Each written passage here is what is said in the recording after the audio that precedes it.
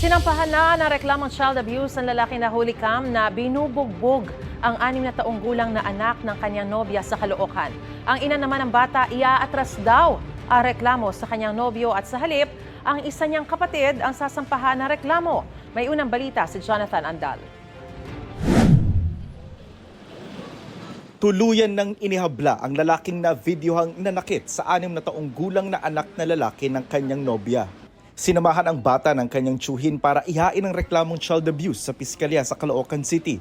Sa medical legal report, lumabas na nabasag ang ngipin at nagkapasa ang labi ng bata dahil sa nahulikam na pambubugbog. Pero sabi ng nanay ng bata na nagtatrabaho abroad, iaatras niya ang reklamo laban sa boyfriend. Sa halip ang kanyang irereklamo, ang isa pa niyang kapatid na nagpost online ng video ng pang-aabuso sa kanyang anak. Sobrang stress ko po dito doon dahil sa ginawa sa mga post po ng kapatid ko na yun. I-atras ko ho yung kaso ng jowa ko, sir. Kasi binastos na rin ho ako sa social media. Sirang-sira na rin ho ako. So pag uwi ko ho, ang kakasuhan ko yung kapatid ko. Sobra ho yung paninirang ginawa sa akin sa social media ho, sir. Kasi ho, hindi ko ho sinabing i-post yung video ng anak ko, sir. Dahil iniingatan ko yung privacy ng anak ko. Kaya ko po na-post yung video for awareness po para mabigyan ng hustisya yung sa pamangkin ko. Kwento ng ina ng biktima, gusto niya talagang panagutin ang boyfriend noong hindi pa ipinopost ng kapatid ang video.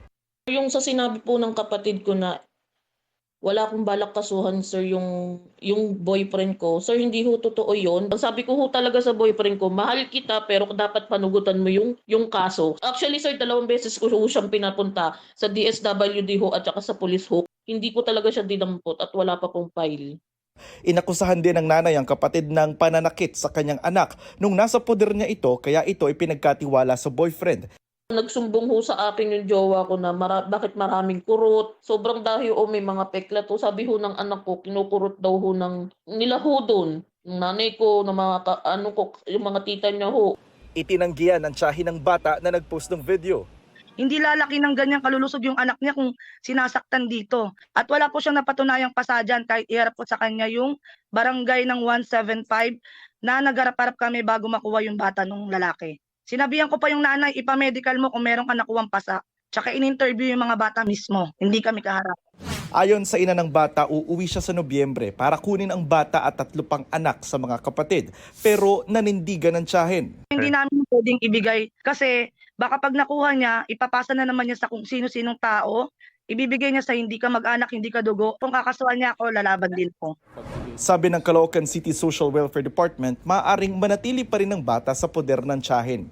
Kung wala pa tayong evidence, no, na talagang sinasaktan, status quo tayo. Doon muna yan sa tiyahin. Pero kung mapatunayan sa investigasyon na sinasaktan din ng bata sa poder ng tiyahin at walang kakayahan ng ina na alagaan ang anak, sila na ang kukuha sa kustodiya ng bata. Itong unang balita, Jonathan Andal para sa GMA Integrated News.